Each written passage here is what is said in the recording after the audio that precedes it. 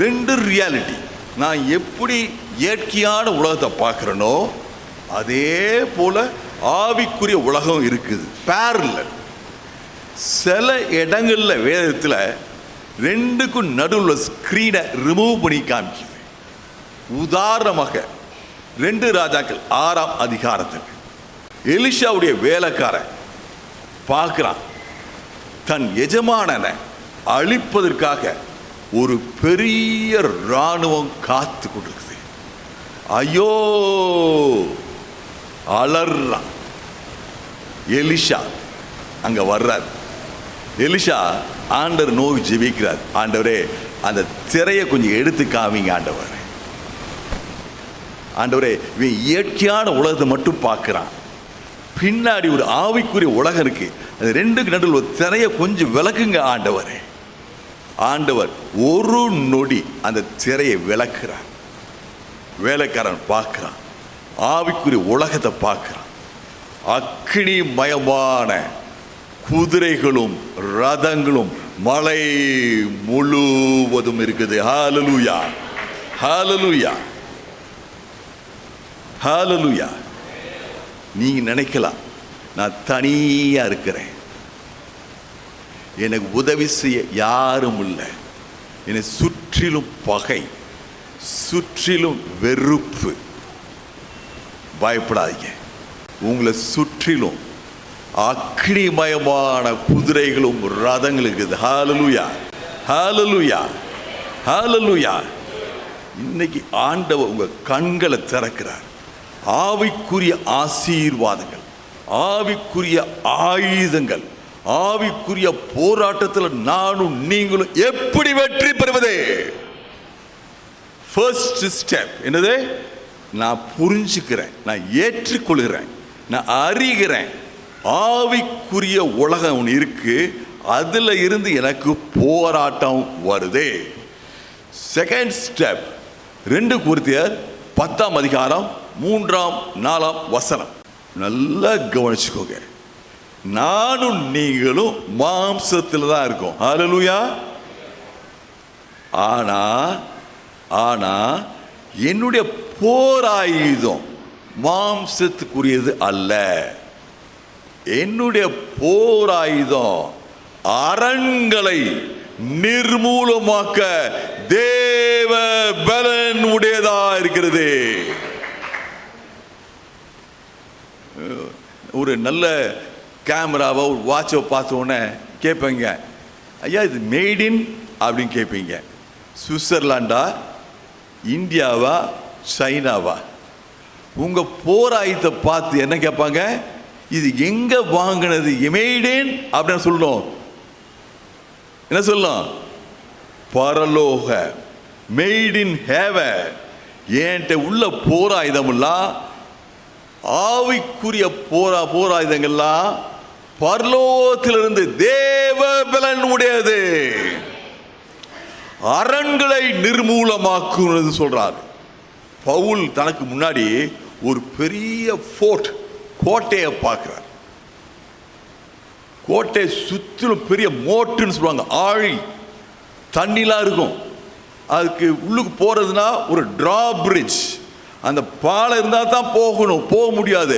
அப்பேற்பட்ட ஃபோர்ட், அரண். இந்த அரணை நிர்மூலம் ஆக்குறதுக்கு என்கிட்ட ஆயுதம் இருக்குது. இந்த ஆயுதம் எனக்கு பரலோகத்திலிருந்து வந்த ஆயுதம். ஹல்லேலூயா, ஹல்லேலூயா, பிரைஸ் காட். கர்த்தர் எனக்கு உங்களுக்கு ஒரு நல்ல ஆயுதத்தை கொடுத்துருக்கிறார். சில நாட்கள் முன்பாக நான் ராத்திரி தூங்கிட்டு இருந்தேன். பாஸ்ட் மிட் நைட், நான் ராத்திரி 12க்கு மேலே ஒரு ஃபோன் கால் வந்துச்சு. ஏதோ ஒன்று அவசரமான ஃபோன் எடுத்தேன். பார்த்தா ஒரு ஒரு அம்மா எனக்கு ஜெபம் பண்ணுங்க ஐயா அப்படின்னாங்க.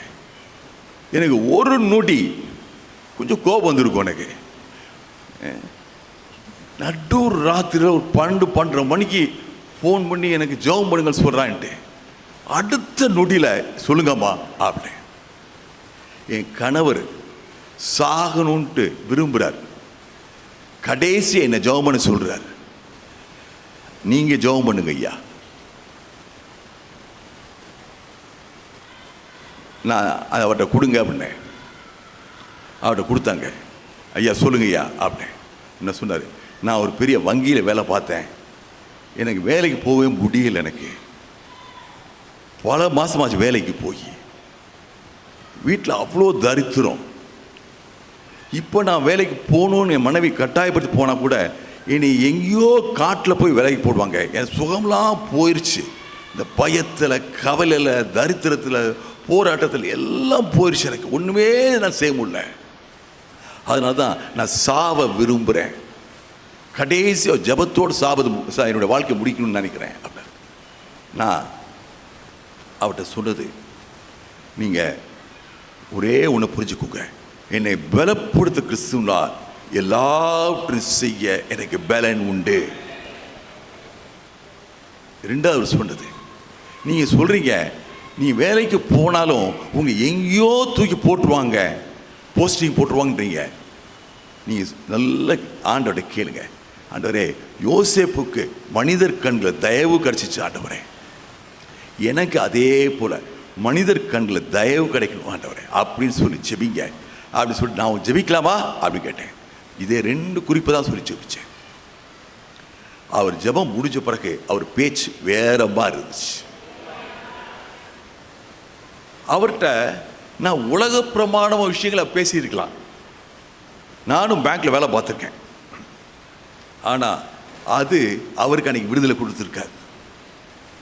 எனக்கு கொடுத்தது, ஆண்ட கொடுத்தது ஆவிக்குரிய ஆயுதம். நான் தேவ பலனை உபயோகப்படுத்துகிறேன்.